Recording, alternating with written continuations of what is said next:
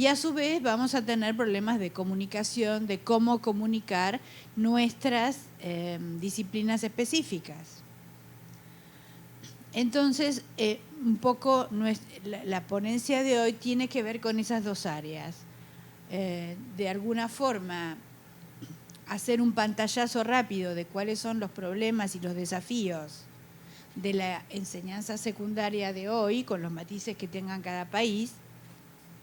Y por otra parte, me gustaba mostrar líneas de investigación en didáctica, que es el campo nuevo, pero con ejemplos de aula, que son casos que nos tocan particularmente desde nuestra investigación, y que no es que pretendamos generalizarlos, pero sí es como un contacto con la realidad pequeña, pero cotidiana, y entonces hace que la disciplina teórica que está desarrollándose, bueno, poder mostrar un poco los pies sobre la tierra y en el barro, ¿no es cierto?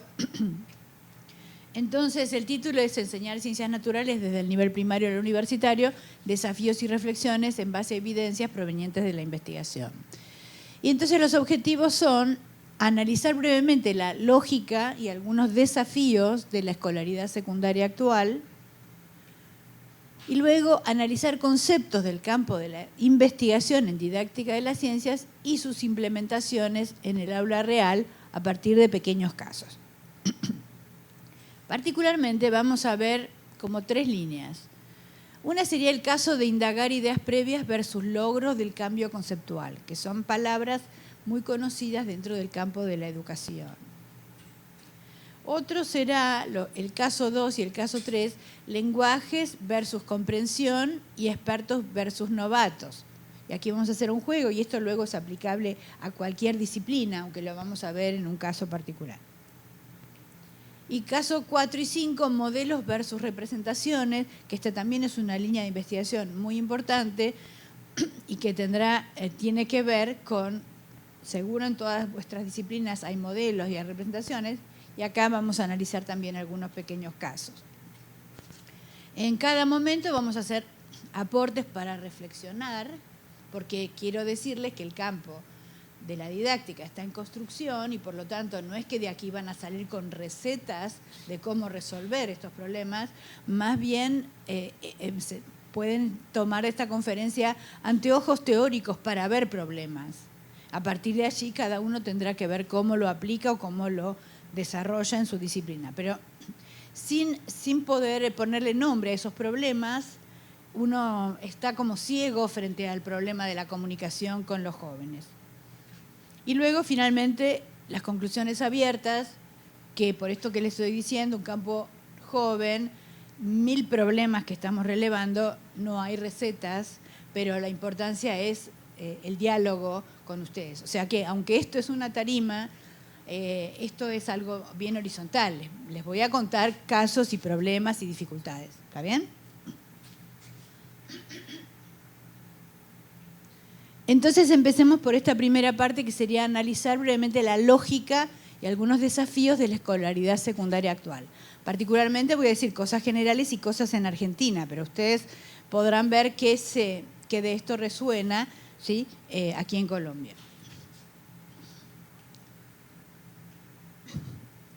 Digamos que la escolaridad secundaria es una institución del siglo XIX.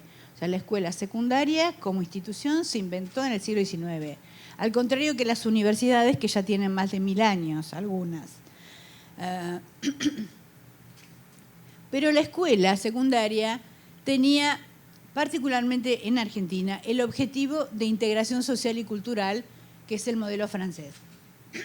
Esto significa que como Argentina es un país de gran inmigración, había que darle en una institución pública una identidad única a todas estas hordas de inmigrantes que venían con sus idiomas, sus costumbres, sus comidas, sus tradiciones, para lograr un ciudadano, digamos, identificado con Argentina, ¿sí? O sea que este fue el origen de aplicación de la escuela secundaria, que era para integración. Ahora, esto fue modificándose a lo largo del siglo XX y hasta la década de los 60 siempre la educación fue para una élite que continuaría la universidad. O sea, la idea de una escuela secundaria era que algunos la cursaban con la escuela primaria suficiente para conseguir un trabajo y el que seguía la escuela secundaria era una población más reducida y con fines de seguir a la universidad. Bien, ahora, entre los 60 y los 80, más o menos esa cultura se mantuvo, pero sociólogos de la educación dicen que, por ejemplo, desde fines de los 80 hay una necesidad de una sociedad de la información y una sociedad del conocimiento, lo habrán escuchado, ¿no? ¿Y eso qué significa? Ellos dicen que la información, a partir de los años 80, va mucho más allá de Internet, que la eficacia de las nuevas tecnologías actúa sobre elementos básicos de la persona como el habla, sus competencias, sus conocimientos, y modifica la forma en que es posible desarrollarse y desenvolverse en las actividades propias de la sociedad moderna. O sea, el advenimiento de Internet, y por supuesto esto se ha incrementado y en su velocidad, del impacto que causan en las nuevas generaciones las tecnologías, que cambian la conformación de la sociedad.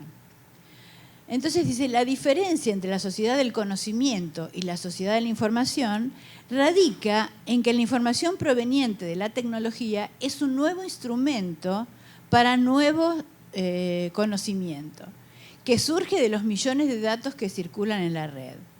Los individuos que se desarrollan en cualquier área del conocimiento tendrán los desafíos de vivir de acuerdo con las exigencias de este nuevo tipo de sociedad, ¿no?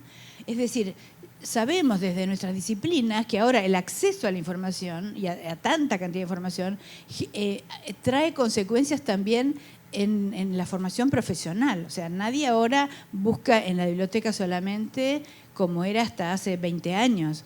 Ahora hay que tener conocimiento sobre cómo son las búsquedas y manejar una cantidad de información tan gigantesca y tan accesible que ese es un nuevo tipo de habilidad, cómo manejar tanta cantidad de información.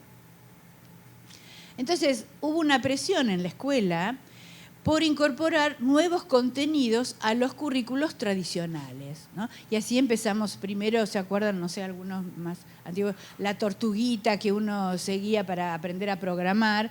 Luego, últimamente, uno tiene que saber Word y Excel, ¿no es cierto? Y PowerPoint y otros programas. Y próximamente, bueno, por supuesto, buscar información. Pero todo esto se agrega al currículo tradicional de ciencias, lengua, matemáticas. Desde los 90 hay presiones adicionales, que es lograr una mayor incorporación y sostenimiento de la población joven al sistema educativo para neutralizar potencial delincuencia. Es la población que no estudia ni trabaja. O sea, a partir de la tecnología también hay problemas con el trabajo, hay menos puestos de trabajo, además de problemas económicos mundiales.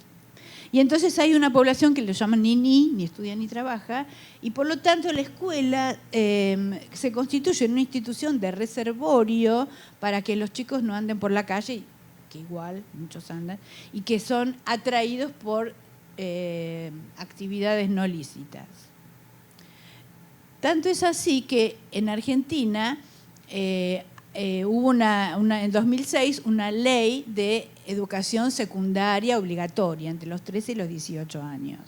O sea que las familias están obligadas, por supuesto, hay un montón de deserción y esto no se cumple, es un ideal, pero supuestamente el Estado tiene que garantizar la obligatoriedad, que era hasta ese momento, hasta la primaria, luego fue hasta los 13 años y ahora es obligatoria la secundaria, por estas presiones, ¿no? Por estas presiones. Desde los años 2000 se refuerza esa presión con discursos sobre la importancia de la inclusión social, lo cual conlleva a un aumento de los años de escolaridad obligatoria, y esto es en todos los países, pero además, no sé si acá les pasa, nosotros tenemos esto de los chicos con habilidades, con capacidades especiales, que tienen que estar en la escuela común, que no tienen que estar en escuelas aparte, y esto genera un ruido muy grande porque los docentes no están capacitados. Y tienes un chico ciego en la escuela o sordo o con problemas motrices, y los docentes no están capacitados en eso, ¿no es cierto? Pero bueno, o sea que el discurso social es muy importante y esto genera, digamos, problemas adicionales en la clase, aunque en este caso no curriculares, pero sí de procedimiento, cómo se enseña en esa situación. A su vez, superpuesto a todo esto, desde los años 90 hasta actual, ¿no? Hay estudios sociológicos que dicen que, por supuesto, hubo continuos cambios culturales en los niños, desde Internet, las TIC, la inmediatez de la información, apretamos un clic y ya tenemos todo, cultura del zapping, ¿sí? Si no me gusta lo cambio, esto de no era el esfuerzo de ir a la biblioteca y copiar o conseguir la fotocopia, ahora lo tengo, y a su vez que los estudios no garantizan buenos empleos, entre otras cosas. O sea, esto es un problema social adicional.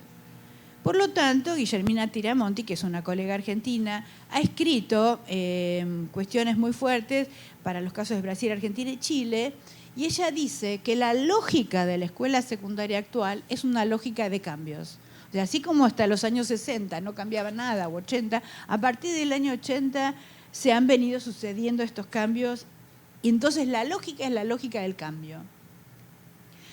Y se legitiman esos currículos sobrecargados, porque nadie dijo que había que eliminar algún contenido para agregar otros, así como el aumento de la escolarización obligatoria, a pesar de los cambios en la subjetividad de las nuevas generaciones.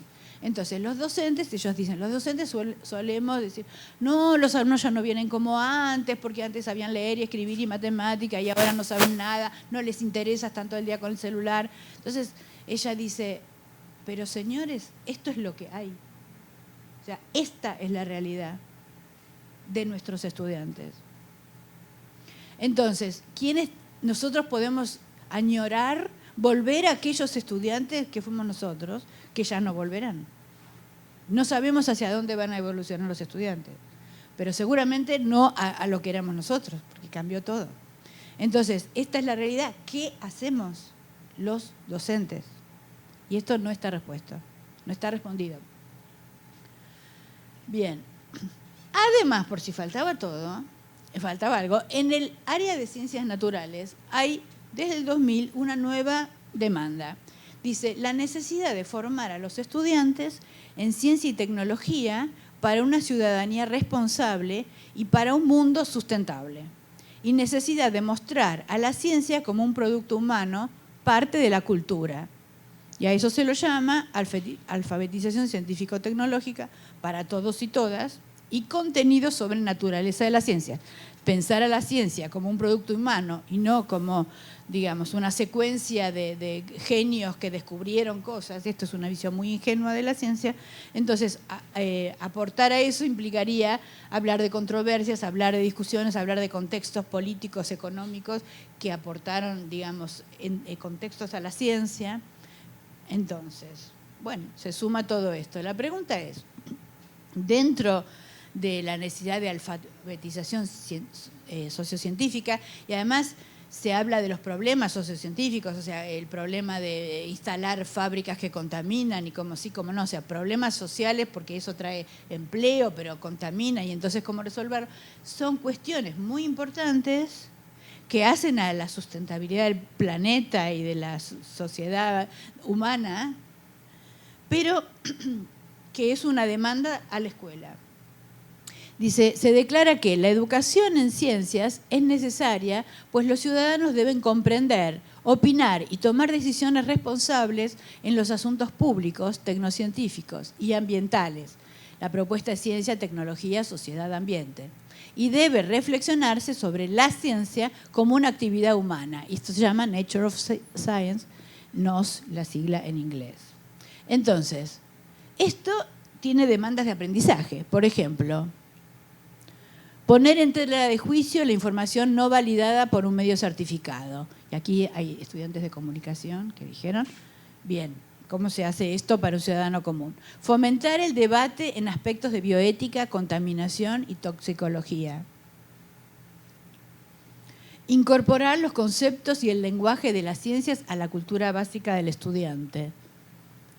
Valorar la argumentación científica sobre la pseudocientífica.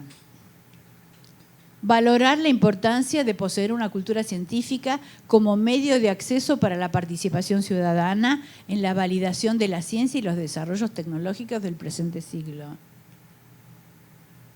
sea que, pero los currículos de la educación científica en la escuela secundaria ya estaban recargados de contenidos y estaban orientados a la preparación de futuros químicos, biólogos, físicos, una orientación propedéutica. Pero entonces ahora le tenemos que agregar todo esto. Ahora, hay mucha gente que no va a ser físico, químico, biólogo, geólogo. Entonces, pero los currículos no cambian, se agregan cosas, ¿no? Entonces, ¿cómo incluir materiales, ciencia, tecnología, sociedad, ambiente y naturaleza de la ciencia? Agregando más temas al currículo. Hay educadores que dicen, agregar más temas al currículum no es la forma de cambiar el currículum escolar, pero nadie sabe cómo hacer otra forma, porque si no todo el mundo dice, ah, no, ¿cómo no vas a enseñar esto? Después si va a la universidad, ah, no, ¿cómo no vas a enseñar esto si no, en el año siguiente lo necesita? ¿Está bien? O sea, que este es un problema muy grave, no resuelto, y seguramente lo compartimos en Colombia y aquí y en Argentina y en Estados Unidos. O sea, esto no es un problema resuelto en el mundo, en Europa. Bueno, cierto es que frente a toda esta cantidad de información, nosotros tenemos, es una analogía, nuestro pollito, que es el estudiante de secundaria. Imagínense que este cuadro es la información tradicional más Big Data, más ciencia, tecnología, sociedad, ambiente, más naturaleza de la ciencia, más una sociedad y trabajos en continuo cambio, ¿no? Pero ¿qué piensa el pollito de esta información? ¿Qué esperamos de sus capacidades de comprensión?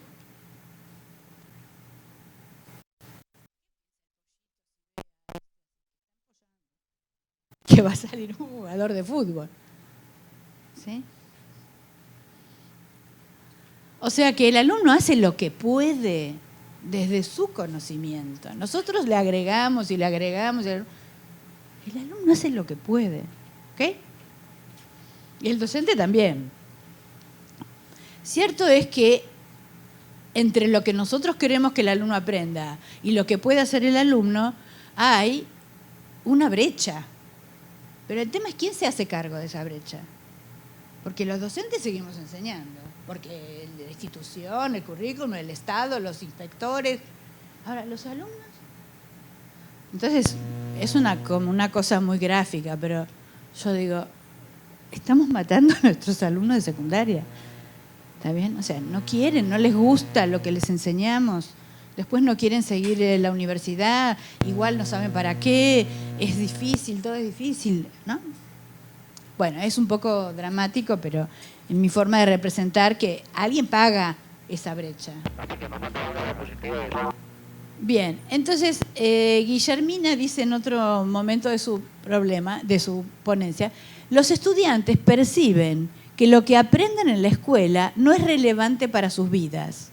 La pérdida de relevancia cultural de la escuela se traduce en las reiteradas quejas de los docentes de falta de interés de los alumnos por lo que se enseña y por la ausencia de compromiso de ellos con la tarea. La pérdida de interés también suele estar asociada con la pérdida del valor de la empleabilidad de la credencial escolar. ¿Está bien? Bueno, entonces, entre qué esperamos de las capacidades de comprensión y que el alumno haga lo que pueda, aquí tenemos un gran desafío para el futuro, ¿no? Y esto es un poco lo que quería mostrarles en esta primera parte de analizar brevemente la lógica y algunos desafíos de la escolaridad secundaria actual. ¿Ok?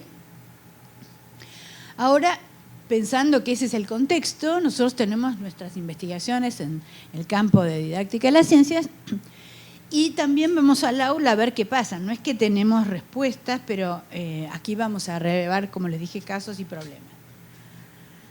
Una línea muy importante es la línea de indagar ideas previas versus logros conceptuales. O sea, aquí si hay gente de educación o de comunicación, o quizá pueda saber que desde los años 80 en adelante, partiendo de ideas de Piaget, pero luego también de otros autores, la educación se habla de constructivismo, ¿sí? O sea, que cada uno tiene que construir su conocimiento en su cabeza y construye a partir de sus ideas.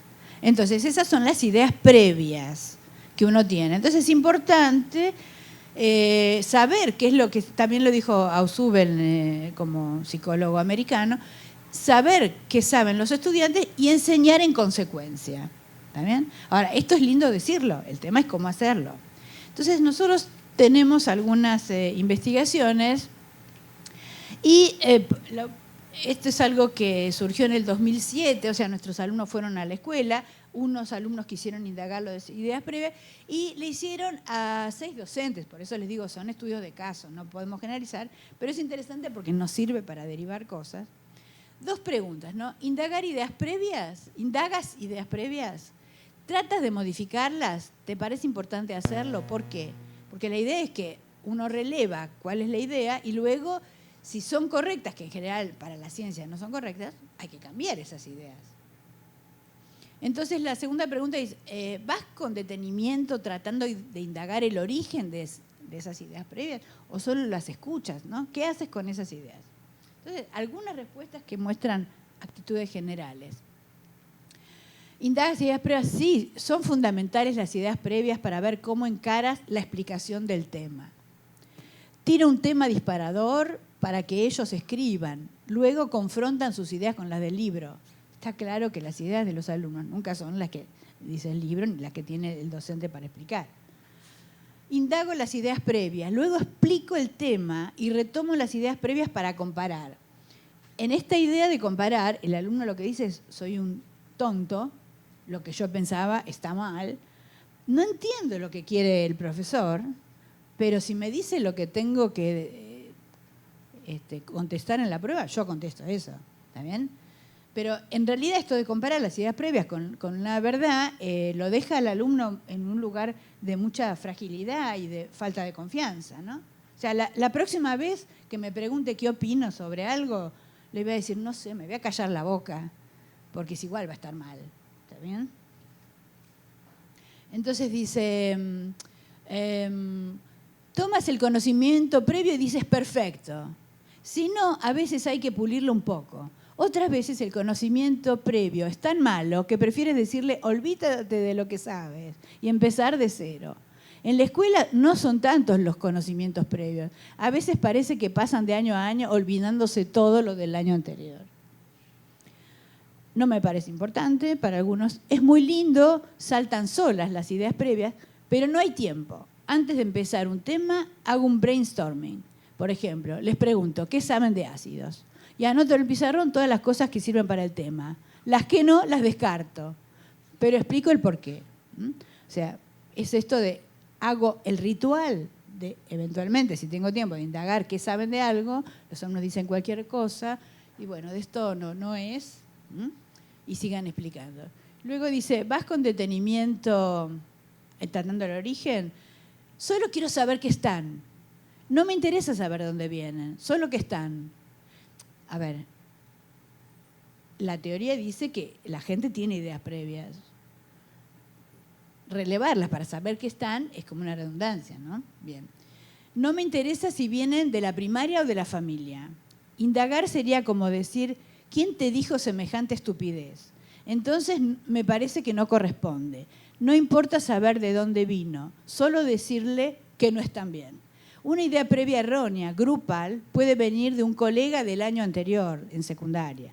Y lo que hago es mirar los apuntes del año anterior para encontrar el error y avisarle al docente. Y quiero ver cómo lo recibe ese docente. Creo que no aporta saber el origen. Pueden provenir de ideas culturales muy arraigadas, como esa que dice, en días nublados te quemas más. Contra eso no puedes luchar si está tan arraigado. Puedes aclararlo, pero es difícil sacárselo. Un buen docente tiene que escuchar y tiene que contestarlas. A veces las reprimo en caso en que faltan conocimientos para entender la explicación. Por ejemplo, ¿por qué la constante de equilibrio es adimensional? Ahí les digo que se verá más adelante. No se lo puedo explicar en ese momento. Trato siempre de dejar abierto el tema para que en los próximos cursos se pueda profundizar. Por supuesto, el alumno que dijo algo y está mal, dice, bueno, esto no es así el año que viene. El año que viene ni se acordó. Bueno, esto es como un panorama. A ver, la idea es que uno indaga ideas previas para lograr un cambio.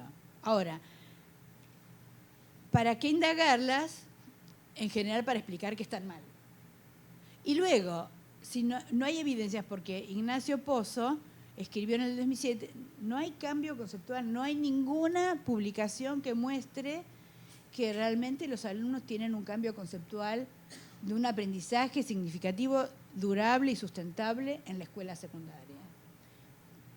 O sea, no por indagar ideas previas y contarles que no son correctas y darles la información, hay un cambio conceptual, ¿no? Entonces, si no hay evidencias de logros en cambio conceptual, ¿qué aporta indagar ideas previas? Bueno, esto es algo que no está contestado.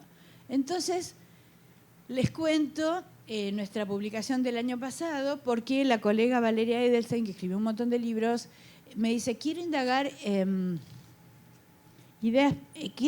primaria. ¿Qué pasa con las ciencias en primaria? Digo, yo primaria no sé, no es mi campo. Para ver algo, tomar una escuela, seguirle a alguna maestra, andar a observar las clases, registrar todo y después vamos viendo. Bueno, la verdad es que ya publicamos 2 trabajos porque es muy, lamentablemente, interesante. Entonces, la maestra era un caso, ¿sí? Iba a dar el cuerpo humano, sistema del cuerpo humano. La maestra convocó a los niños de 5º grado, que tienen 10, 11 años, a que dibujaran y pusieran carteles sobre lo que ellos creen que tienen dentro del cuerpo. O sea, que les dio una silueta humana dibujada a 3 grupos. Y dijeron, bueno, dibujen adentro todo lo que ustedes crean, pónganle nombre. Luego, esas siluetas con los aportes de los niños las colgaron en las paredes del aula, ¿no? Y nunca más las utilizaron. O sea, ella como maestra aprende en pedagogía que hay que indagar ideas previas. Hace esto, las pone en el pizarrón y nunca más las retoma, ¿sí? Luego, la maestra preguntó sobre cada sistema del cuerpo humano y enseñó con la ayuda de un texto escolar conteniendo preguntas. Y esto le demoró varias clases.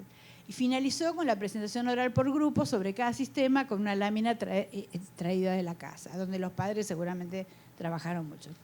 Les comento antes de darles algunos resultados que yo leía la desgrabación, ¿no? Que hacía Berlín. Entonces, la maestra, por ejemplo, decía, bueno, chicos, a ver, ¿los seres humanos somos todos iguales?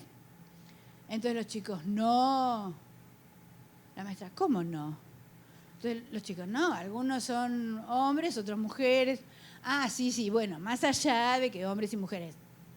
¿Tenemos todo lo mismo adentro? Todos tenemos. Los chicos, no. La maestra, ¿por qué no?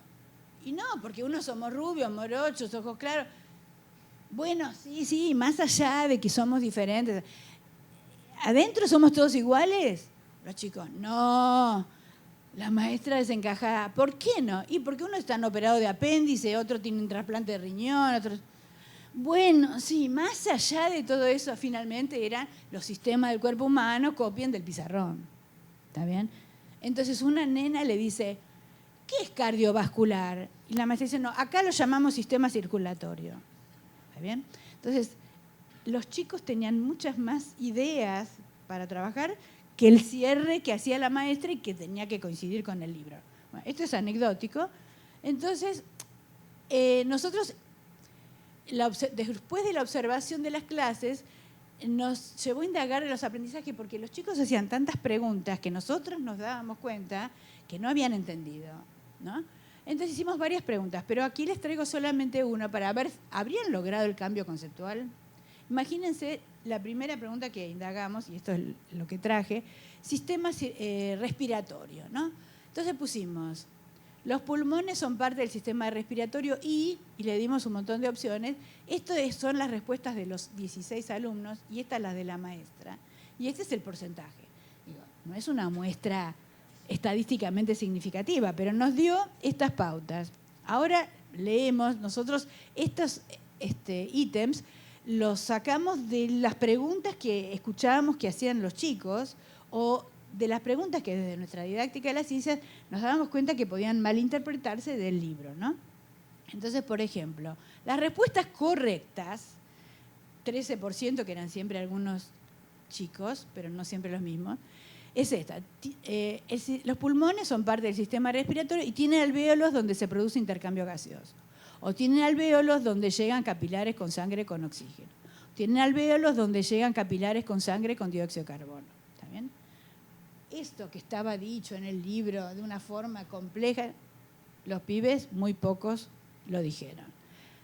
La maestra no dijo esta, no eligió, y eligió esta otra que no es correcta, que tienen bronquios, los pulmones, que se dilatan cuando se inhala. Y algunos chicos lo dijeron. Y la maestra también contestó esta, que es cuando se achican los pulmones, se exhala y sale aire contaminado. Entonces, la idea de contaminación, que es polisémica, bueno. Luego también los alumnos contestaron esa y otra, bastante, que dice, cuando se agrandan los pulmones, se inhala y entra el oxígeno puro, que también está mal. Y estas otras dos, dice, tienen bronquios, los pulmones, donde se hace la respiración. No. Y dentro de ellos se puede inhalar y exhalar. No. Dentro de los pulmones, no. Eso es un proceso del cuerpo. Bueno, entonces, nosotros decimos, si los chicos contestan estas cosas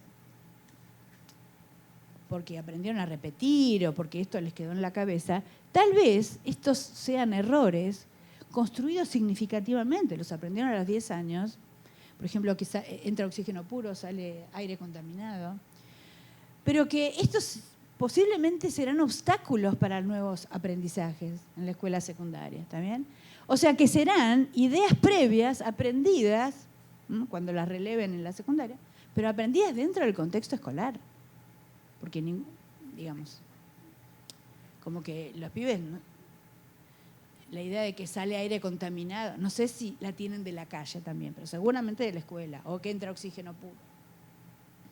Entonces, encontramos esta cuestión de que la escuela, el discurso de los docentes, suele generar ideas previas erróneas que luego son obstáculos para los siguientes aprendizajes. ¿Ok? Bueno, hemos pasado el primer caso. ¿Está bien? Segundo, caso 2, lenguajes versus comprensión. Seguimos dentro de casos de la didáctica. Entonces, caso 2 y caso 3. Porque como que ahora van a ver por qué están asociados y vamos a hacer un juego. Resulta que por el año 2004, 2005, Diana Beckerman era mi tesista doctoral, ella es bioquímica, y analizó comprensión sobre el tema soluciones, ¿no? De mezclar sólidos con líquidos y demás, en segundo año universitario. Y veía que los alumnos tenían errores porque no habían comprendido el tema soluciones. Segundo año de bioquímica. Entonces, ella decía, no sé qué hacer con esto. Bueno, digo, vamos a ver cuando se aprende soluciones, ¿qué pasa? Si ahí no están aprendiendo cosas mal. Entonces, ella dijo, bueno, yo también doy clase en la secundaria y tengo excelentes estudiantes de tercer año de una escuela, ¿no? Que son 15 años ellos, y como esto era el año siguiente, Diana dijo, les voy a pedir que voluntarios vengan, les voy a indagar sobre soluciones. Pero antes voy a hacer un repaso con ellos, por si no se acuerdan. Entonces, bueno, eran 12 los voluntarios, alumnos que eran muy buenos y ella estaba muy contenta. Entonces, ella les hizo un repaso, hicieron soluciones, les dio los videos de internet, repasó todo. Y les dijo que respondieran Y los chicos respondieron correctamente al pedirles definiciones sobre solubilidad, soluciones y sustancias iónicas.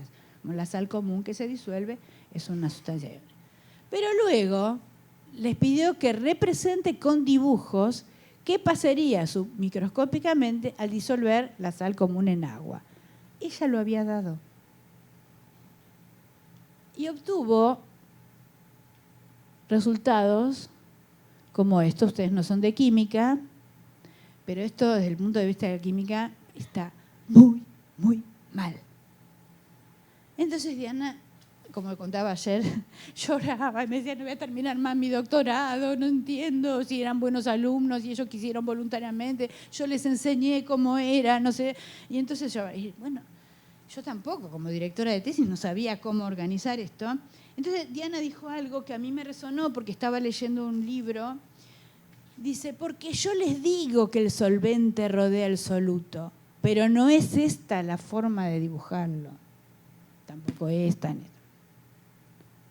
Entonces le digo, bueno, pero claro, esto es un lenguaje verbal y esto es un lenguaje gráfico. Por eso entonces estamos viendo que la química es un conjunto de lenguajes, así como la matemática. Lenguaje aritmético, lenguaje algebraico, lenguaje gráfico, ecuaciones, ¿ven? Son lenguajes.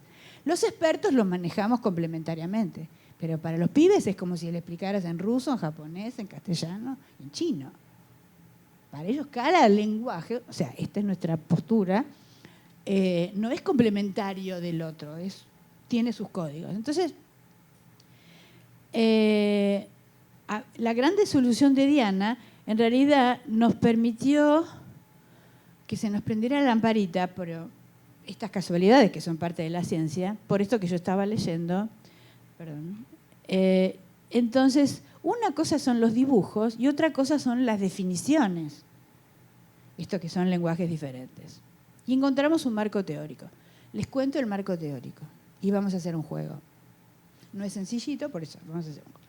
Entonces, modelo de procesamiento de información. El libro era de Erickson y Simon, Protocol Analysis, del MIT, publicado en el 99. Entonces, modelos consensuados, esta es la mente de un sujeto, la información está afuera de la mente, ¿también? Entonces son discursos, textos, videos, gráficos, eventos, experimentos, discursos de docentes, etc. Y entonces, como que se reconocen un filtro perceptivo, porque no toda la información que se le da se guarda tal cual. Entonces hay una memoria de trabajo que engloba una memoria de corto plazo y una memoria de largo plazo donde estarían los conocimientos. Ahora, esos conocimientos pueden ser contenidos relacionados o fragmentados que duran toda la vida a menos que se olviden. ¿Está bien? Ese es el modelo. Luego, la memoria de corto plazo solo mantiene en la atención 7 bits de información simultáneamente. Ustedes están procesando información. Si yo les digo más que 7 bits de información para ustedes, lo que les entró por aquí, les salió por aquí. ¿Está bien? Hay un sistema de retroalimentación que determina qué pasa o no pasa por este filtro. Y la memoria de trabajo es la que me permite conectarla. Lo que entra es como el monitor. ¿Qué es lo que tengo? Encontrar y dar respuestas. Entonces, lo que ya sabemos condiciona la adquisición de nueva información. Y ahora vamos a ver esto. El experto ha construido sus conocimientos durante muchos años, ¿no? Ahora, cuando uno le hace una pregunta al experto, da la respuesta correcta. Estos investigadores lo que dicen, ellos hacen investigación de mercado, marketing. Nosotros lo aplicamos a las ciencias. Ellos lo que dicen es que cuando entra una información, la memoria de trabajo selecciona y guarda contenidos en la memoria a largo plazo, pero no los guarda al tuntún, no los guarda de cualquier forma. Los guarda, ellos dicen, con señaladores. O sea que para poder recuperarlos, cada individuo guarda conocimientos indexados de alguna forma. De tal forma que cuando viene una pregunta, El sujeto en esa pregunta reconoce como un anzuelo. Con ese anzuelo va y pesca, a ver, en su memoria a largo plazo, ¿qué trae? Lo trae a la memoria de trabajo y allí son asociaciones, anzuelo señalador, y entonces, si es un experto, da la respuesta correcta, porque pescó lo correcto. ¿Está bien? Ahora, vamos a hacer un jueguito con esto, ¿sí? Pregunta, y ustedes me levantan la mano, ¿qué significa para ustedes este dibujo? ¿O con qué lo asocian?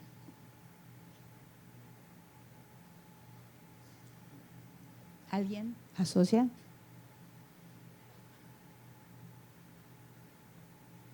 Pongan mucha imaginación. Fuerte, ¿no escuchó? ¿Alguien dijo algo? Sí. Parece Saturno. Bien. ¿Cómo?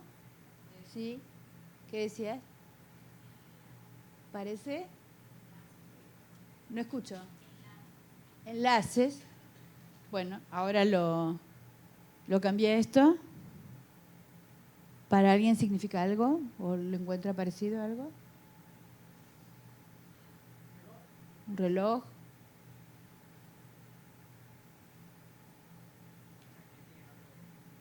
¿Esto? ¿Cómo? Una paleta.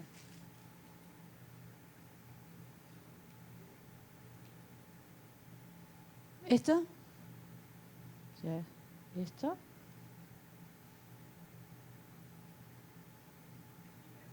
¿Cómo? Manivela. Una libélula. ¿Esto? ¿Mm? Una tangente. ¿Esto? ¿Cómo? Palo de golf. ¿Esto?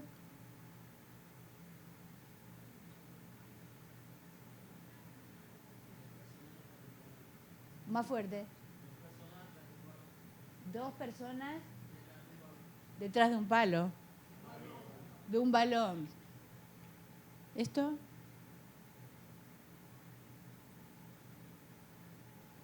Los veo así.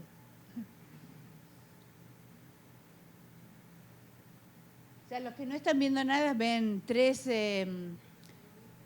circunferencias y los palitos. ¿Esto? Un avión. Bien. O sea, venían circunferencias y palitos.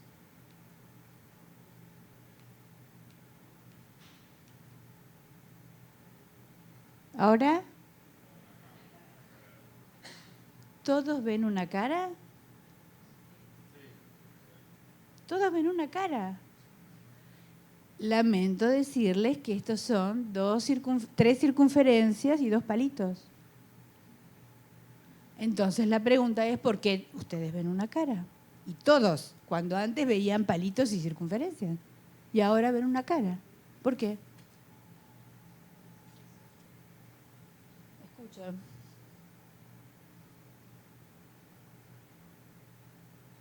Sí.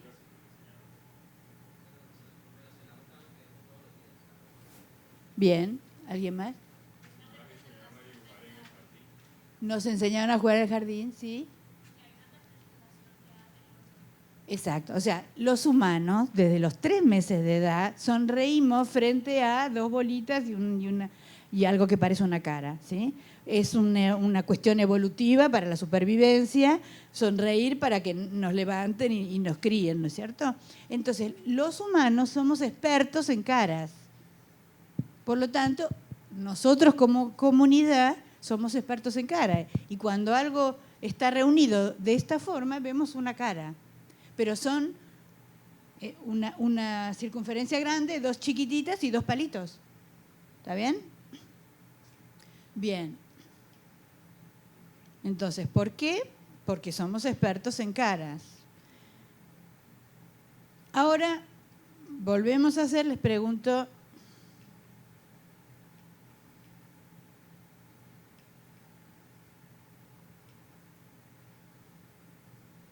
¿Qué es esto? Marcial.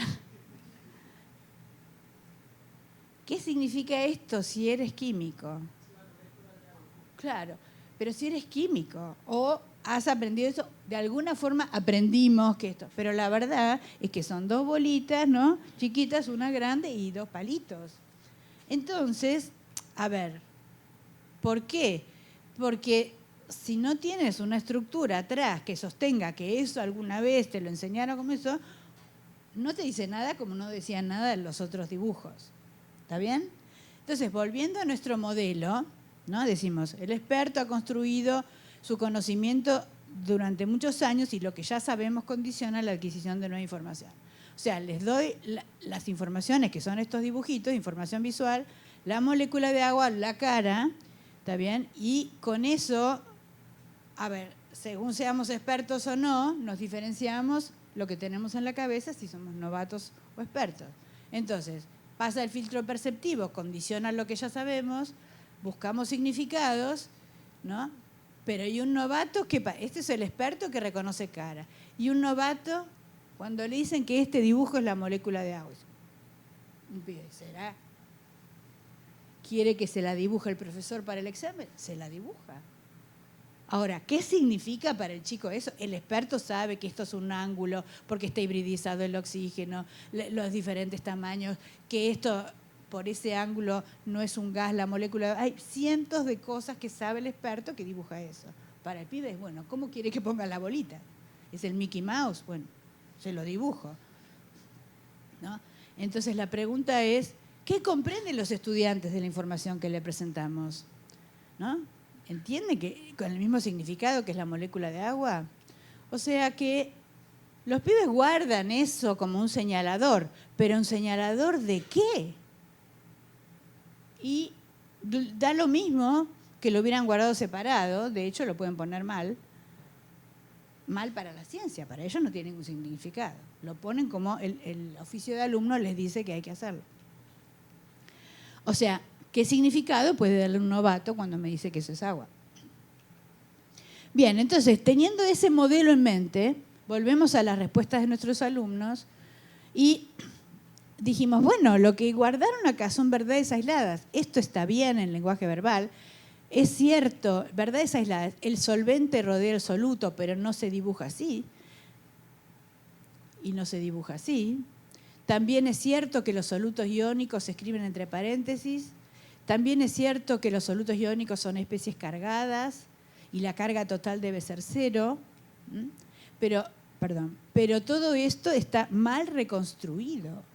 Entonces, nuestra hipótesis fue que los señaladores son correctos dentro de cada lenguaje, pero están mal reorganizados por falta de comprensión. Y Diana felizmente terminó la tesis, 10 felicitado, encontramos un marco teórico que nos permitió analizar los resultados horribles de los estudiantes. ¿Ok?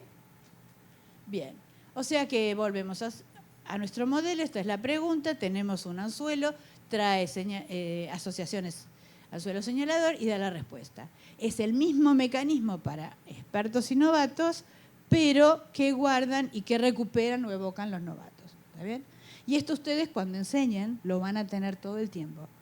Cuando ustedes vean cosas erróneas, errores de los alumnos, tengan en cuenta que ellos están reconstruyendo algo que aprendieron. Pero posiblemente sin el significado que ustedes querían. Bien.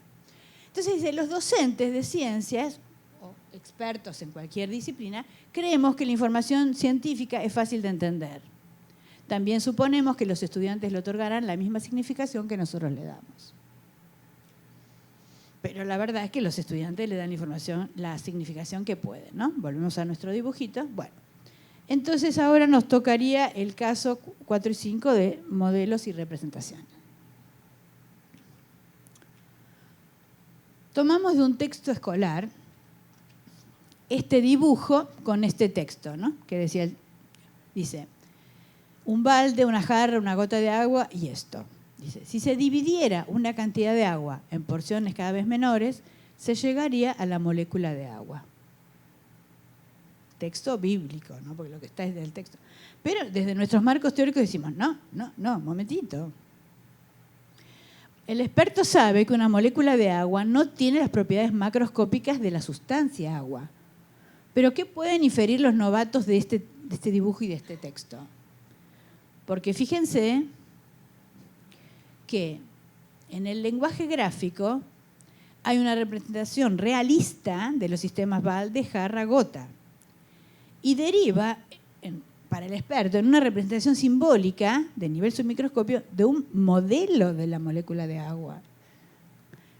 Pero fíjense que tiene brillo, como tiene brillo esto, tiene sombra, como tiene sombra. O sea, le da un carácter realista a algo que es un modelo. ¿Está bien? Desde el lenguaje gráfico es totalmente confundible para los estudiantes novatos. Y por otra parte, desde el lenguaje verbal, ¿no? Dice, si se dividiera en porciones, cada vez se llegaría a la molécula, lo cual es ridículo, uno no puede llegar a la molécula de átomo dividiendo.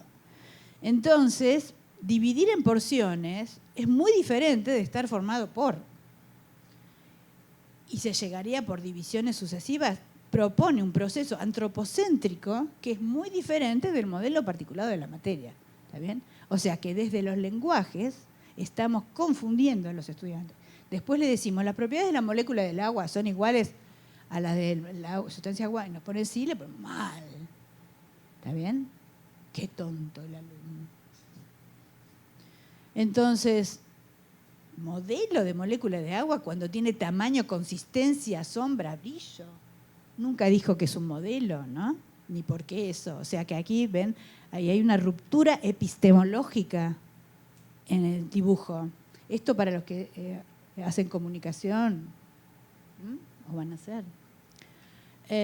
O sea que hay problemas epistemológicos y de naturaleza de la ciencia, porque uno no puede dividir para llegar a esto, cuando no se discrimina didácticamente entre modelos, representaciones, analogías, etc. ¿Está bien? Otro caso, seguramente lo han visto en el colegio. La profesora de ciencias naturales, no sé si estos estudiantes se parecen a los de ustedes, pero bueno, así los dibujó nuestro dibujante. Dice, el modelo de átomo fue evolucionando desde Leucipo hasta el siglo XX, ¿no? Dice la maestra. Por ejemplo, el átomo de Thomson, y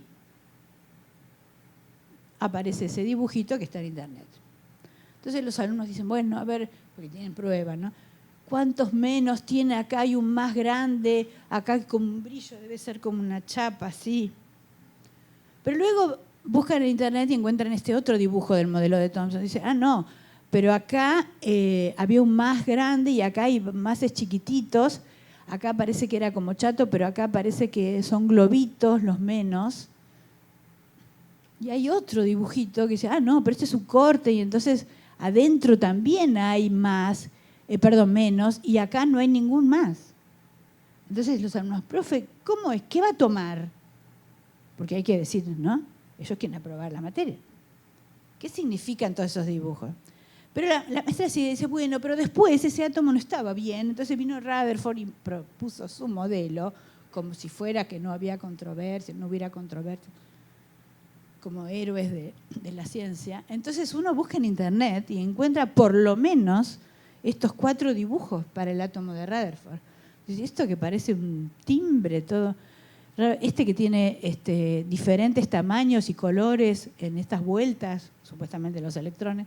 Acá son todos parecidos, pero el núcleo es más grande que los otros, y hay muchos más acá, son todos del mismo color. ¿Cómo es el dibujo? ¿Qué tienen que ver estos dibujos? Estos son más parecidos, pero ¿está bien? Entonces el alumno dice, ¿cómo es el átomo de Rutherford? Y luego ni les cuento el átomo de Bohr, que hay como 800 en internet, pero con esta variación. Entonces, ¿qué le queremos enseñar, no? Entonces, claro, la profe habla, vamos a hablar de bla, bla, bla, bla. Ella tiene en su estructura cognitiva de experta, tiene conceptos y relaciones. El alumno, el novato, en esta zona de este conocimiento no tiene esos conocimientos previos, ¿no? Ahora, la docente baja porque no, lo que tiene en la cabeza no se ve. Entonces, hace un discurso, que es lo que el otro percibe, porque no tenemos telepatía, y lo baja en lenguajes expertos, dibujos expertos. Ahora, las significaciones del experto no se ven, ¿no? Por lo tanto, el chico, a partir de estos lenguajes, repite lo que puede. La pregunta es, ¿construye algo en su cabeza? Entonces, ¿qué enseñamos? ¿Qué evaluamos? Porque los entrenamos. ¿Qué aprenden? ¿Qué esperamos de los alumnos? Bueno, hemos reflexionado en cada caso, ¿sí? Conclusiones. Y como las conclusiones son abiertas y no tenemos mucho, se me ocurrió traer algo que nos trajo una alumna que fue a hacer observaciones de clase, lo publicamos el año pasado. Era una clase de una docente de la materia físico-química, o sea, los estudiantes de 14, 15 años, y ha tomado una evaluación, pero nuestra alumna Mayra fue a observar y era la clase posterior a la evaluación. Entonces, había chicos que no entendían, y no entendían particularmente un problema, que era decía, el punto de fusión de una sustancia es menos 97 grados y su temperatura de ebullición es 55 grados. Determinar en qué estado se encuentra la sustancia a temperatura ambiente, a menos 56, a menos 100, a 200 grados centígrados. Por supuesto, un problema de lápiz y papel. Entonces, hubo alumnos que no entendían el significado del menos 56, menos 15 años, ¿no? Y la profesora dijo que eso debían saberlo de la clase de matemáticas. Y también se produjo el siguiente diálogo frente a la consulta de un alumno, que se los quiero leer porque es de Fellini, la película de Fellini, es surrealista, de Gabriel García Márquez. La profesora dice, dirigiéndose a una alumna que estaba consultando, ¿en qué estado está la sustancia a temperatura ambiente? ¿Cuál es la temperatura ambiente de hoy, por ejemplo? Alumna, 20. Profesora, 20, por ejemplo, 20 grados centígrados. ¿En qué estado está, alumna? No sé. Un alumno dice gaseoso. Profesora, espera, no le digas, piense, porque te estaba refiriendo a esto, ¿no? Piensen, a menos 97 grados funde. Cuando funde, ¿qué pasa? ¿De qué estado a qué estado? Alumno, de líquido a gaseoso. Maestra, funde. Fui a comer chocolate y con el calor se fundió. ¿Qué pasó? ¿De qué estado a qué estado pasó? Alumna, se derrite. Profesora, se derrite. Entonces, ¿en qué estado estaba el chocolate? Alumna, gaseoso. Alumno, ¿cómo va a pasar gaseoso el chocolate? Profesora, sí, pero pensémoslo. Alumno, sólido. Profesora, el cubito, de sólido a gaseoso, dice la alumna. Profesora, no, pensé en el cubito, sacó el hielo del freezer. Alumna, sólido a líquido. ¿Pero entendiste o no? Bueno, entonces me voy a comer un chocolate y me queda en el calor. ¿De qué estado a qué estado pasó? Alumna, de sólido a líquido. Entonces acá decimos que se fundió. Pasó de sólido a líquido, dice la profesora. Y cuando dice el punto de ebullición es de qué estado a qué estado está. Pensá que voy a poner el agua a hervir para hacer algo. Alumna, para hacer té. Profesora, para el té el agua no tiene que hervir, pero eso no quería decirte. Alumna, ¿en serio? Yo siempre el agua a hervir. Profesora, te cortan las propiedades del té. Alumna, ¿y para qué hervís? Profesora, para hacer, alumna, puré. Profesora, por ejemplo, ahí, ¿de qué estado a qué estado va a pasar el agua? Voy a hervir fideos y entonces, cuando va a estar hirviendo, ¿cuál es el punto de ebullición del agua? Alumna, líquido. profesora, una cosa es cuando yo te digo cuál es el punto de ebullición y otra cuando te pregunto en qué estado está. La alumna no respondió y después de esa aclaración la docente se retiró y siguió respondiendo dudas a otros alumnos. La verdad es que acá podemos analizar desde modelos, comunicación, qué inclusores tenía, qué marcos, qué contextos tenía la profesora, los conceptos diferentes. Es para hacer una tesis en esto, con marcos teóricos. Pero la verdad es que uno se ríe si no fuera que es patético. 15 años. O sea, ¿qué aprende una chica de 15 años con...? Bueno, no podemos generalizar, no queremos generalizar, pero cierto es que por ahí la alumna aprueba un examen porque aprende en su oficio de alumno, bla, bla, bla, lo que quiere escuchar la profesora, le pone una nota, o sea, va a examen, ¿no? En su oficio de alumno, los alumnos eventualmente aprueban exámenes escolares, pero no aprenden con la significación de los expertos. ¿Qué aprenden? Los alumnos tienen fracasos escolares y odian asignaturas que no entienden. Química, física, matemáticas. Bien. ¿Qué esperamos de la educación secundaria?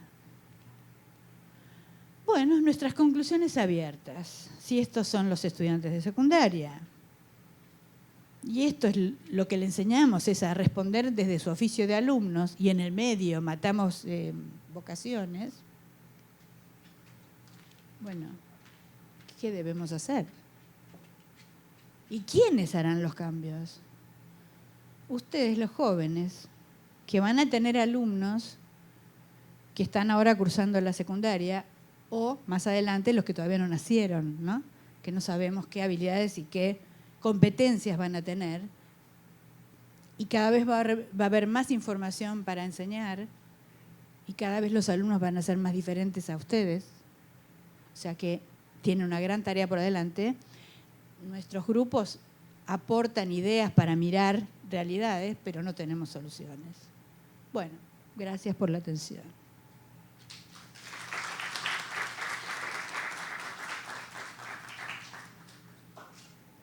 No sé qué hora es, pero tenemos preguntas, ¿sí? ¿Cómo se organiza? No tengo idea de la hora. Bueno, después viene una mesa redonda, ¿no? Tenemos una. Pero ahora tenemos tiempo para...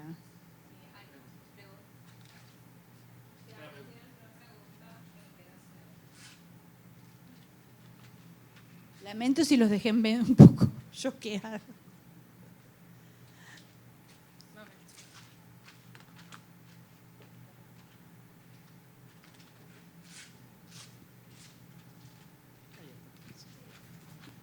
Buenos días.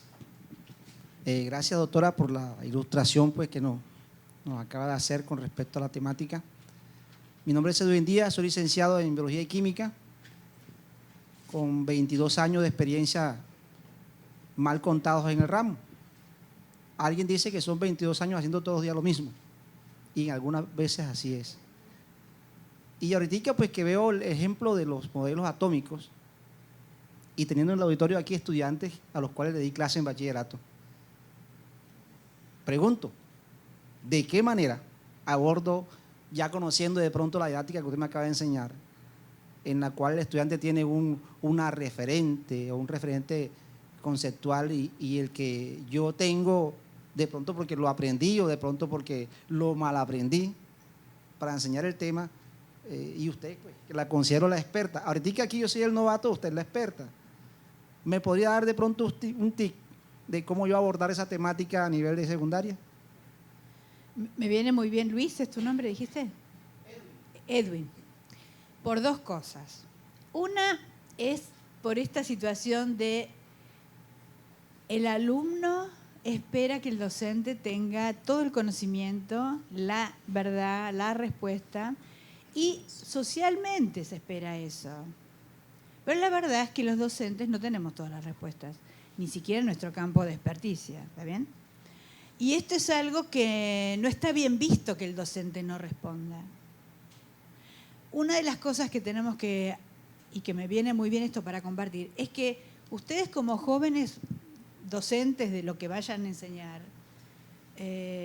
tienen que saber que no van a saber todo, que las preguntas de los estudiantes abren caminos y está bien decir no sé.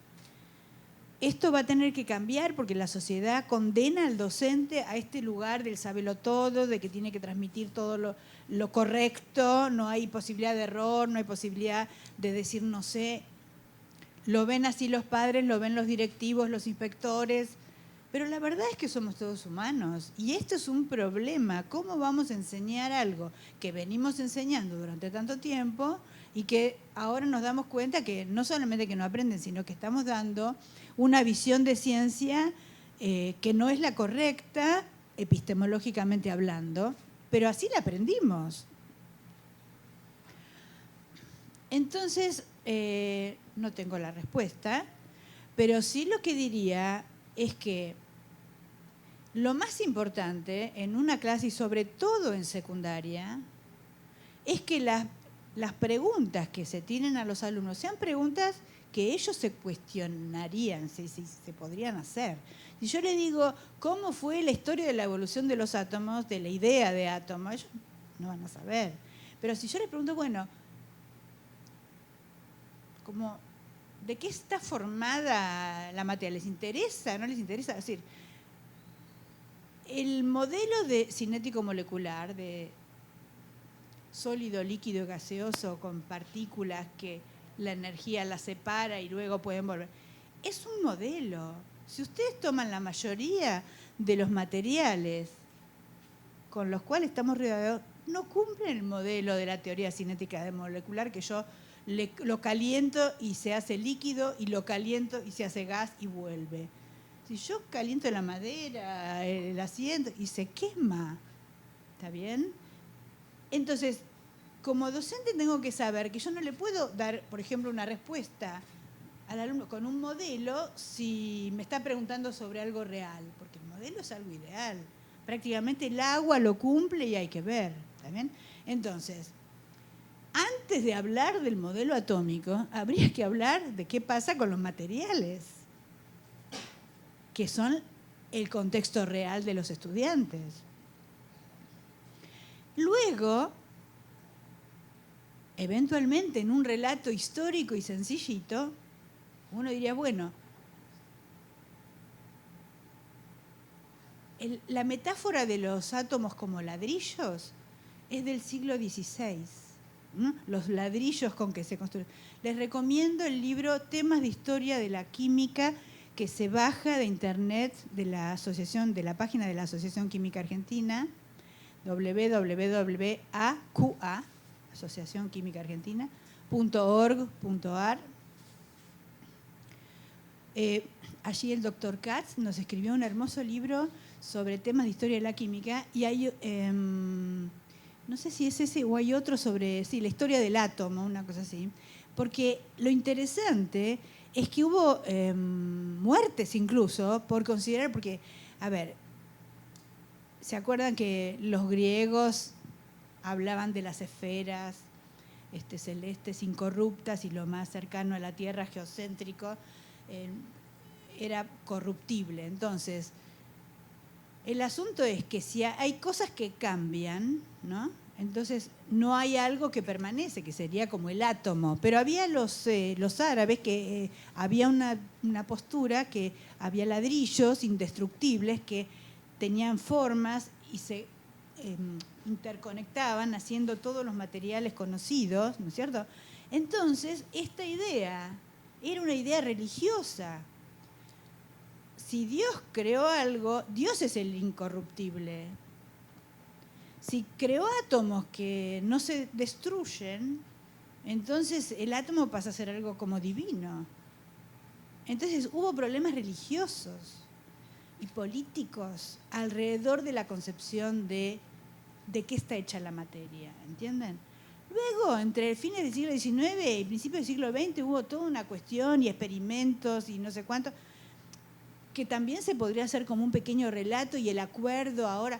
Pero ustedes van en tercer año de la escuela secundaria, 15 años, abren el libro de ciencia y dicen, modelo atómico, Leucipo, tal cosa, Rutherford, el otro, le van algunos de estos dibujos, y ahora entonces que los orbitales y no sé cuánto, y la cuántica y las rayitas de cómo saltan los electrones.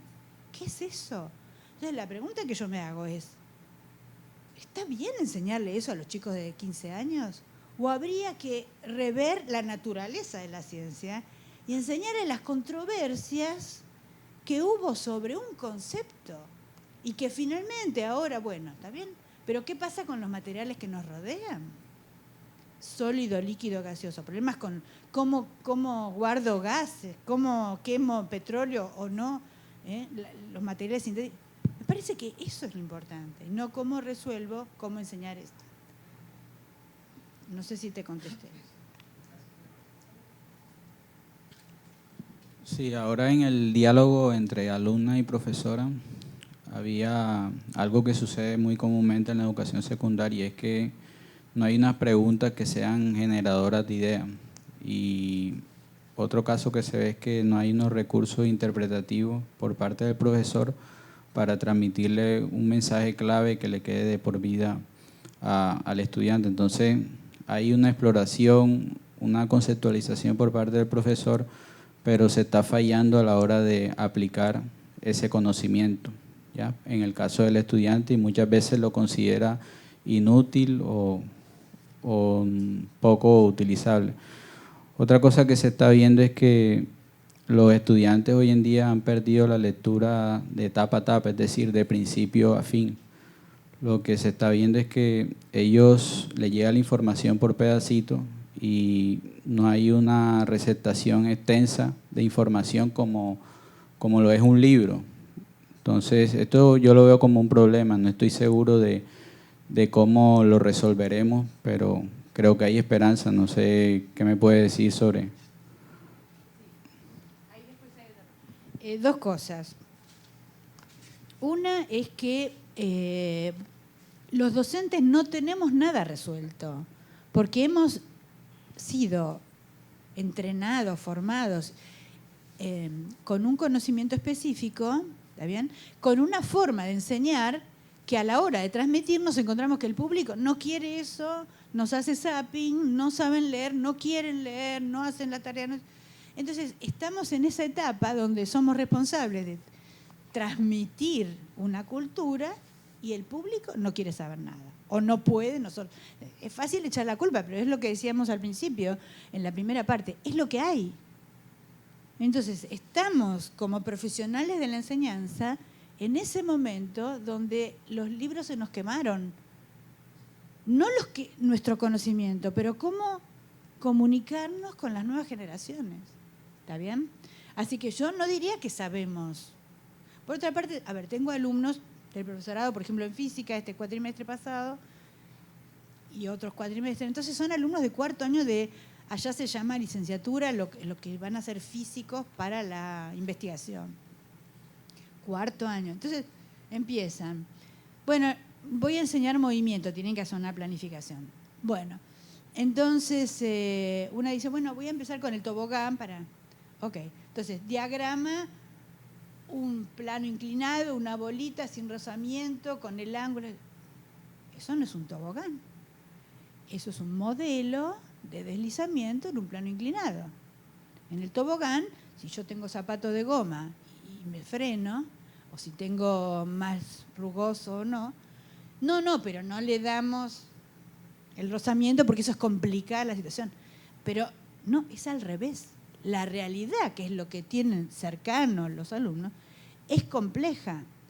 El físico ha reducido las variables para llegar a un diagrama de cuerpo libre, que es un modelo gráfico de cómo representar, ¿sí?, del cual puede hacer mediciones y luego matematizar y poner una ecuación.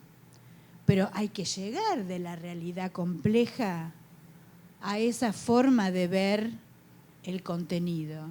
Si yo voy directamente al alumno con eso, el alumno no entiende, qué ecuación, cómo, dónde están las cosas. Resuelvan los que lo pueden resolver aplicando esto de oficio de alumno. Entonces, me dicen los alumnos de física, pero nosotros nunca reflexionamos eso en la carrera de física. No. porque hemos sido enseñados directamente con los modelos y los lenguajes complejos. Está bien, sobrevivimos. Y ahora sabemos eso, pero cuando vos vas a enseñar ahora, y este chico tiene 24 años, y va a enseñar a chicos de 15 años, ya cambiaron respecto de él. ¿Entiendes? Entonces ahora lo que tienen los chicos es un concepto de realidad y la virtualidad de estas cosas, información que aparece, pero las capacidades para procesar esa información y conectar no son innatas. Esas hay que desarrollarlas.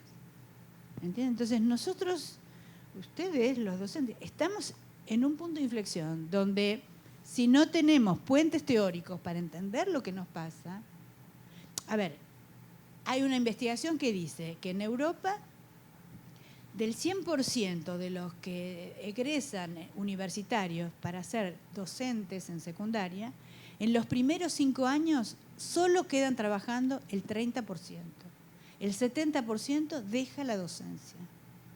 Hay una crisis de docentes. ¿Y es por esto?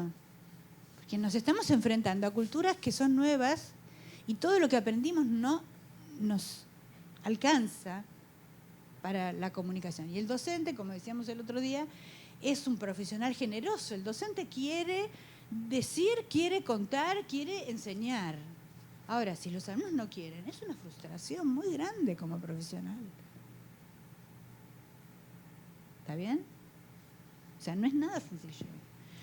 Los docentes que son expertos universitarios, que siempre han enseñado igual y que se encuentran con un público seleccionado, porque el que quiere ser ingeniero, el que quiere, bueno, por ahí se esfuerza mucho, en el caso de ustedes que paga para la carrera, entonces vas a tratar de... Pero estamos hablando de una secundaria, ¿sí? Donde no quiero eso. ¿De dónde van a salir los próximos ingenieros si no es del pool de gente de secundaria que le guste alguna materia científica? ¿Está bien? Entonces hay un problema mundial que es la baja de voluntades y de vocaciones para la ciencia, para carreras de base científica. No quieren. En Europa, lo conté el otro día en la conferencia del sábado del docente. Sí. Buenos días. Sí, ahí también. Sí. ¿Sería tan amable, doctora, y coloca la diapositiva anterior?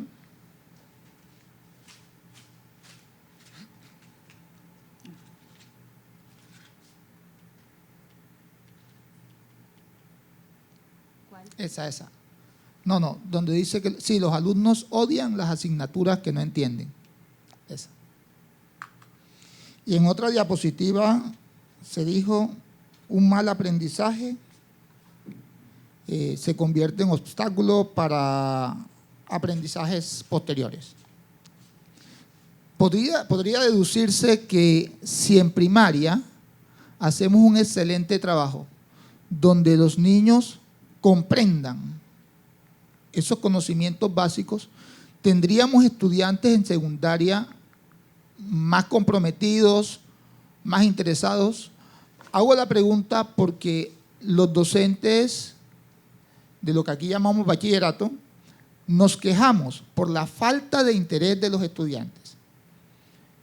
Y si odian las asignaturas que no entienden, créanme que a veces tenemos estudiantes que las odian todas. Sí, no les gusta nada. La pregunta es, ¿cómo podríamos nosotros, desde primaria, lograr que vaya creciendo el interés por las asignaturas? De tal manera que eso se proyecte y tengamos en una secundaria y en una universidad estudiantes mucho más interesados. Bueno, muy interesante la pregunta, tampoco tenemos respuestas, pero lo que me cabe reflexionar es lo siguiente. Cuanto más contenidos le quieras meter en la cabeza a un sujeto y el sujeto no entiende, tanto más será su rechazo mayor. El otro día me decía un chico de 16 años, otra vez célula en la escuela, ya lo vimos en la primaria, ya lo vimos en la secundaria 2 veces y ahora otra vez célula. ¿Y qué le dan? Le dan lo mismo, la célula, la definición de célula, el dibujito. El dibujito es un modelo. Esto nos lleva años de investigación que lo está haciendo Natalia, la esposa de Rafa, de darnos cuenta por qué, ¿no? Las dificultades. Pero esta chica Valeria, que les conté lo de la primaria, lo del sistema respiratorio, digo, ¿vale la pena que a chicos de 10 años le estemos hablando de intercambio gaseoso, de dióxido de carbono, de oxígeno, cuando en realidad confunden todo? O sea, tendríamos que rever qué nivel de cosas tenemos que dar en primaria. Unos repiten, porque allá en Argentina, en séptimo grado, que son 12 años, uniones químicas. Entonces, la unión metálica son protones que están en un mar de electrones. No quiero imaginarme qué se están imaginando ellos de eso. Pero ¿qué sentido tiene bajar contenidos de la universidad a la secundaria y de la secundaria a la primaria? Porque nunca hay tiempo de dar tanto contenido como si uno diera y eso garantizara el aprendizaje. Cuanto más le tapás la cabeza, menos creativos van a ser, menos les va a gustar. ¿Está bien? Los chicos en la primaria, los primeros años, quieren jugar a todo, ¿no? Pero luego en la secundaria ya están tan triturados por el sistema que no quieren. Además ellos tienen otros intereses, les está cambiando el cuerpo, ¿no es cierto? O sea, los atiborramos de información que no les interesa. Y esto es un problema curricular. ¿Se acuerdan? Las primeras transparencias era todas las exigencias de meter y meter contenidos en los currículos. ¿Quién va a decir basta? Los pibes dijeron no me gusta. Nosotros seguimos, ¿y cómo le puedo enseñar esto? ¿Y cómo le puedo enseñar el otro para ser eficiente? Para ser... No sé, son humanos. Tienen una determinada capacidad de procesamiento de información. 7 más menos 2 unidades de información y se pierde lo que reciben. ¿Está bien? En esas charlas de primaria que fue Valeria a observar, la maestra, bueno, célula y microorganismos. El libro, horrible. La maestra, esta que había hablado del cuerpo humano, qué sé yo, dice, bueno, la célula es la unidad funcional de la vida. La mínima estructura. Entonces, una alumna le dice, pero entonces, las células adentro tienen otras células. La maestra dice, no. Dice, pero si es la mínima unidad vital, pero la célula está viva, ¿de qué está hecha? Tiene otras células adentro. Si no, no podría estar viva, porque es la mínima. Entonces, son preguntas filosóficas. O sea, los pibes tienen más, pibes le decimos nosotros a los jóvenes, tienen un montón de preguntas, pero la maestra cierra puertas porque no sabe qué contestar. ¿Está bien? Los chicos dijeron, porque te hicimos otra pregunta con opciones, sí, la célula está viva si tiene núcleo. No, a esto le había dado que las eucariontes, las procariontes, que las bacterias que no tienen núcleo, tienen la... Pero los pibes contestan porque el núcleo tiene la información genética. Entonces pusieron eso, un gran porcentaje. Son ideas que les van quedando equivocadas. ¿Está bien? No sé si hay que enseñarle célula, no sé qué hay que enseñar de célula, pero seguramente lo que estamos enseñando genera un ruido muy grande. Después, una chica, otro chico del salón le dice, profe, ¿pero puede haber células vivas en un organismo muerto? La maestra dijo, no. Y no es cierto, porque hay células que siguen vivas a pesar de que el organismo murió. Entonces, los chicos hacen preguntas que el sistema educativo, los docentes, cerramos esa capacidad. Yo me preguntaría si no puedo enseñarlo de alguna forma que la pregunta sea interesante para ellos. Y a lo mejor decir, bueno, a ver, pensemos si puede haber algún... El perro se murió, pero no sé, o un organismo le crece el pelo, no sé. Creo que tenemos que escuchar más, dar posibilidad a preguntas de los chicos y escucharlos más. Y eventualmente decir, no sé, vamos a preguntar a la universidad, ¿está bien? Hola a todos. Lo que yo quería era comentar, como que estoy escuchando a todos, entonces como que sacar cosas y decir una reflexión, o sea, lo que pienso, porque la verdad es que no tengo evidencia científica, o sea, no tengo un experimento para decirles con certeza, pero más o menos formar como una especie de hipótesis. O sea, allá adelante dijeron de que, o sea, lo que usted está comentando que pasa en la primaria, en la secundaria, incluso la verdad, y no me da pena, a mí me pasa hasta en la universidad.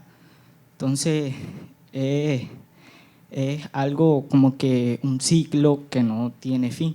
Entonces, habló sobre los libros.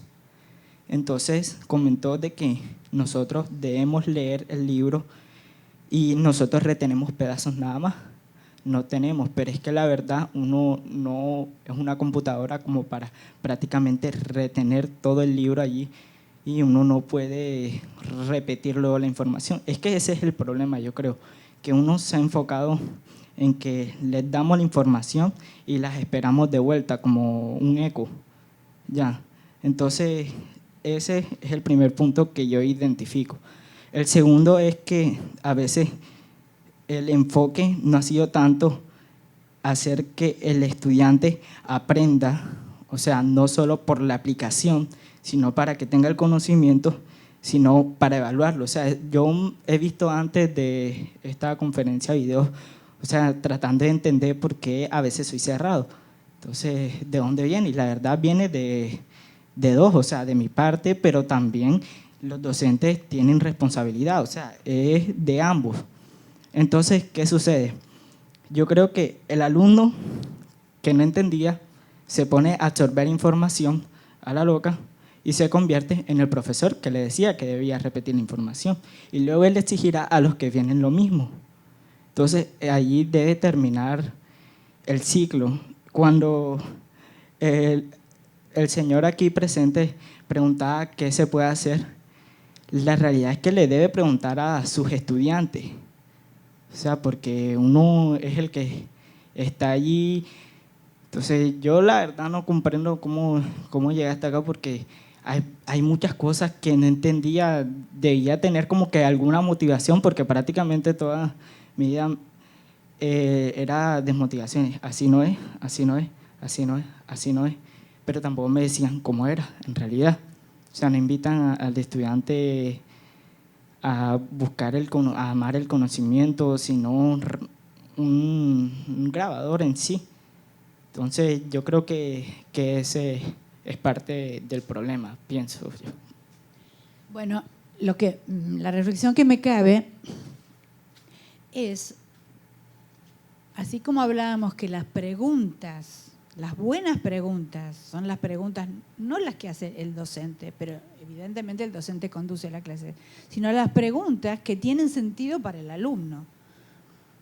Luego vendrá el tema asociado, el docente sabe a dónde quiere llegar, pero no es la pregunta, ¿qué es la fotosíntesis?, que le va a interesar al alumno. Ese arte, porque no tenemos un catálogo de buenas preguntas, pero en principio la motivación viene por preguntas que tienen sentido para la clase. Esas preguntas son conflictos entendibles por el alumno. Un problema que solamente el experto puede generar la situación didáctica para que surja o para plantearlo y que se entienda. Porque el alumno no puede hacerse una pregunta de un tema que desconoce. Puede en algún punto tener, como dije recién, algunas preguntas, pero no podemos esperar que salga de la clase el temario que tengo que dar. ¿Está bien? Pero es el docente el que tiene que generar la pregunta de tal forma que sea entendible para el grupo de alumnos. Entonces, primer punto, las buenas preguntas, que son las entendibles por el alumno y las que lo motivan a entender para qué. ¿Para qué voy a hacer estos estudios? ¿Para qué tengo que buscarme una ecuación que me relacione la velocidad con el espacio? ¿Para qué? Bueno, ¿qué tipo de problema puedo resolver? Por un lado. Segundo, está el concepto de error. El sistema educativo, por nuestra formación evita el error. O sea, ejercicio tipo, 20 ejercicios iguales. Otro ejercicio tipo, definición, ejercicio. Si vos no entendés algo y te sale mal, es porque estás haciendo algo, pero no sabés qué estás haciendo, porque no lo tenés claro. Entonces, si el error tuviera cabida en el proceso educativo, porque finalmente uno va a la escuela a aprender o a la universidad a aprender, entonces el docente seguramente se da cuenta cuál es el paso que estás haciendo mal. El que lo está haciendo no se da cuenta. Si se pudiera discutir diferentes procedimientos para llegar a algo y algunos llegan a un resultado y otros a otro y se discuten esos procesos, entonces uno aprendería con una significación diferente. Pero si el error está excluido del sistema educativo y si lo que hacemos es entrenar en las respuestas correctas, ¿está bien? Entonces no se aprende del error. Y la verdad es que los humanos aprendemos de nuestros errores, con suerte. Pero una de las cosas que surge de las investigaciones en Estados Unidos, investigan por qué los chicos pasan horas de su vida con los videojuegos y no media hora estudiando para el profesor. Entonces, preguntando a los chicos, a los jóvenes, ellos dicen, en el videojuego, en el jueguito, yo me puedo equivocar todas las veces que me pueda equivocar y siempre tengo un bonus o y estos que se repiten y va siguiendo los niveles. Y los chicos aprenden estrategias para ganar, ¿también? Y si pierden, vuelven a empezar. En la escuela no me puedo equivocar porque me castigan. Entonces, fíjense que eso es un detalle. Estamos compitiendo con horas de videojuegos, solamente porque ahí se pueden equivocar y pueden autosuperarse y ganar. Y nosotros en la escuela, leña al error.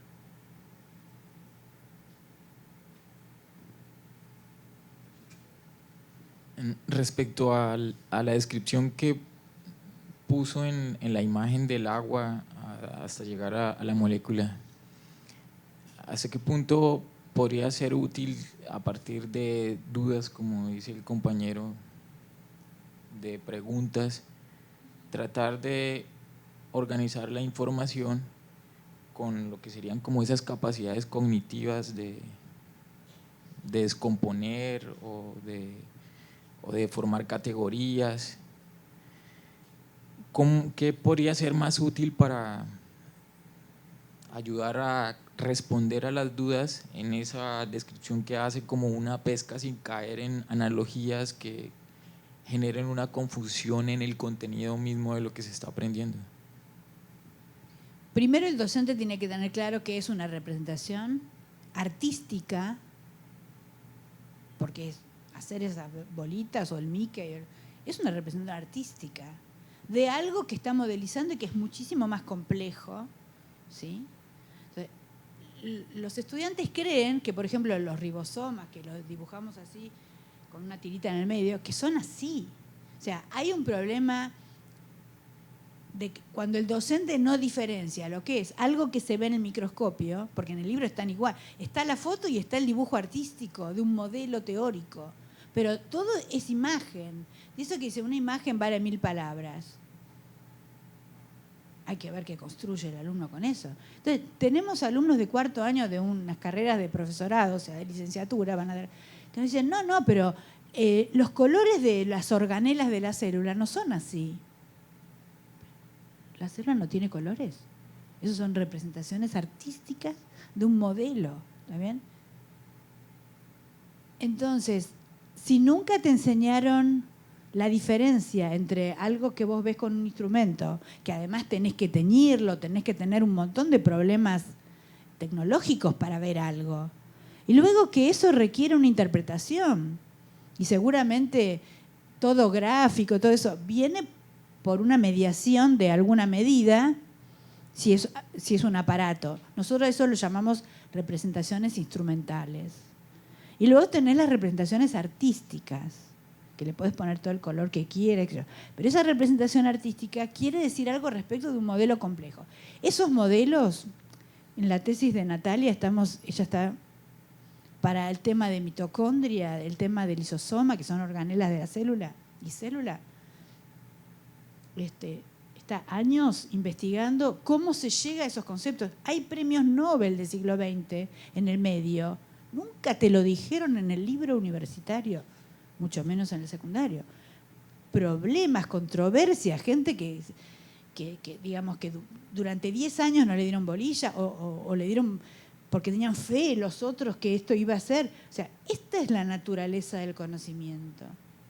En la medida en que nosotros creamos que todo esto es verdad, que esta curva es así y no tiene errores de medición o lo que fuera, creemos que esos son los instrumentos únicos y valiosos, cuando en realidad, cuando vas a hacer el experimento, y pasará acá en las aulas universitarias también, y no te da el dato de la aceleración de la gravedad 9,8 metros sobre segundo al cuadrado, no te da. Entonces, ¿qué hacen los estudiantes con el oficio de alumno? Buscan los datos para atrás para que les dé esto, ¿está bien? Pero en realidad lo más interesante a veces es encontrar el error. El error no solo en las mediciones, el error en un diseño de un experimento. ¿Está bien?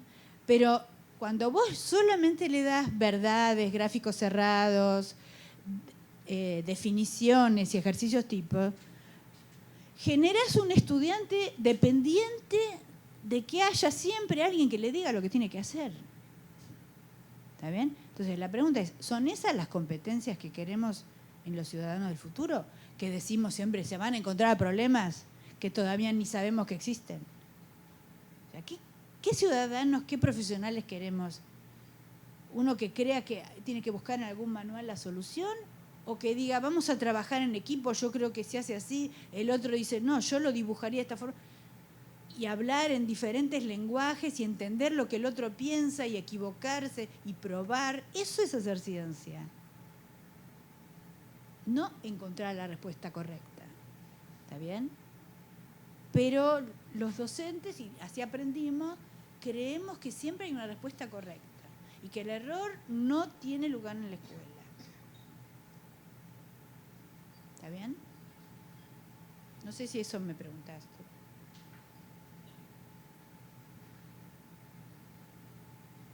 Pues hay otro punto relacionado con eso, como respecto al uso de lenguajes. Y en el caso, por ejemplo, de lo que serían las capacidades cognitivas. Y en este caso, como hablando de modelos de coherencia que tienen siempre una respuesta exacta o precisa, como las matemáticas, en sus distintos lenguajes. Pero, por ejemplo, la heurística termina siendo una búsqueda que no es matematizable, pero le ayuda a buscar raíces de prueba a las matemáticas. ¿No podría ser esto una alternativa para la educación secundaria? Sí, solo que la heurística es algo personal, idiosincrásico, y te puede llegar a una respuesta que no estaba prevista. Hay que dar lugar en el aula para eso, es perfecto. Eso es creatividad, ¿está bien? Pero si no llega, no hay que castigarlo, pues si no, nadie hace nada esperando la respuesta. Fíjense que los humanos aprendemos nuestros primeros conocimientos a través del lenguaje materno en forma de narración. ¿Está bien? Entonces uno le enseña a su niño, dame la mano para cruzar la calle porque si no te puede venir un auto y te golpea, no toques esto que está caliente. Hay verbo, sujeto, predicado y hay una razón, una causa, una consecuencia. Eso es un pensamiento narrativo, como estructura de texto, una narración. Ciencias en la escuela, definición, ejercicio, es otra forma de lenguaje que nuestro cerebro naturalmente no procesa. ¿Está bien? Y una definición llegó a partir de un montón de cosas. Por eso al colega que me hablaba de los modelos atomizados, bueno, hay relatos. ¿Por qué miran la novela o chismosean? Porque venimos de los chimpancés, ¿no? Nos interesa lo que le piensa el otro, cómo lo piensa el otro, qué dijo, qué habría querido decir. O sea, nuestro pensamiento es complejo, pero en situaciones de contextos de relaciones humanas. Ciencias en la escuela, olvídate del humano. Matemática, olvídate. Definición, ejercicios. ¿Está bien? Y el pobre Gauss se suicidó y no sé qué, hay un montón de historias maravillosas. ¿Quién las sabe?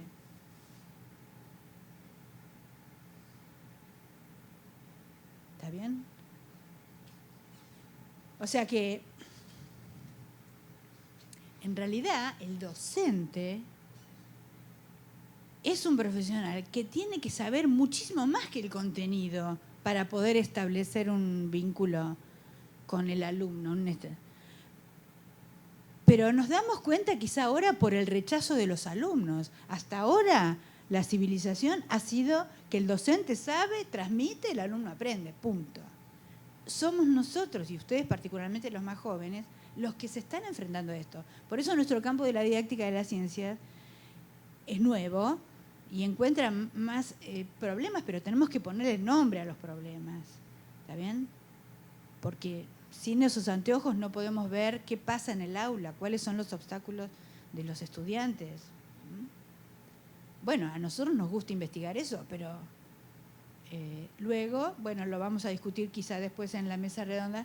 ¿Qué hacemos nosotros? Que esta es una oportunidad increíble para comunicarme con ustedes y contarles 30 años de investigación en unos ejemplos sencillos, aún sin ninguna respuesta concreta. Pero es por lo menos comentarles y empoderarlos a ustedes, porque ser docente no es solamente vocación. A veces a uno le puede salir naturalmente algo lindo, tengo una idea, fantástico, probar en el aula, porque de última ustedes pueden ajustarse, pueden equivocar, el grupo este es mejor que el otro, en este sentido respondió mejor, pero el año que viene lo prueban y no les dio, porque el grupo humano es diferente. ¿Está bien? Estamos trabajando con seres humanos, con la mente de los seres humanos. Eso es muy difícil. ¿Está bien? Pero no es el docente alguien valorado como su profesión, ¿no? Socialmente. Tal vez en un futuro sea la profesión más delicada, ¿no? Porque uno se pone en manos de un médico y reza y el médico resuelve o no resuelve. Pero los docentes tenemos sobre nuestras espaldas la expectativa de transmitir cultura y conocimientos y habilidades. ¿Está bien? O sea, nosotros no resolvemos un problemita así técnico. Nosotros tenemos que generar cultura en la mente de las nuevas generaciones. Eso es complejísimo. O sea, yo valoro a ustedes que les interesa, a los comunicadores, ¿está bien? Mis colegas científicos puros y duros de la facultad nos desprecian. Los alumnos tienen que ser buenos, el que se sienta y estudia, aprueba. Cada vez vienen menos alumnos a la facultad.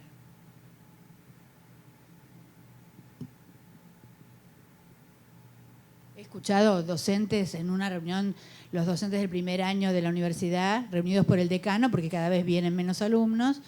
Entonces muestran estadísticas de grandes números, siempre entran un 100% y en el primer año pierden un 80% los alumnos, en el primer parcial, en el segundo parcial otro 80% y así van quedando. Y muestran que esto pasó en los últimos 10 años. Entonces la excusa de los grandes profesores es la ley de los grandes números. Nosotros estamos haciendo la cosa bien porque siempre se repite. Claro, la diferencia es que el 100% hace 10 años eran 400 alumnos y ahora son 60 los que entran. ¿Está bien? Entonces, el problema que se va a generar cuando no haya químicos y no haya físicos dentro de 5 o 6 años es un problema del país. Pero los grandes profesores dicen, no, se está repitiendo la estadística. Sí, claro, ellos enseñan igual.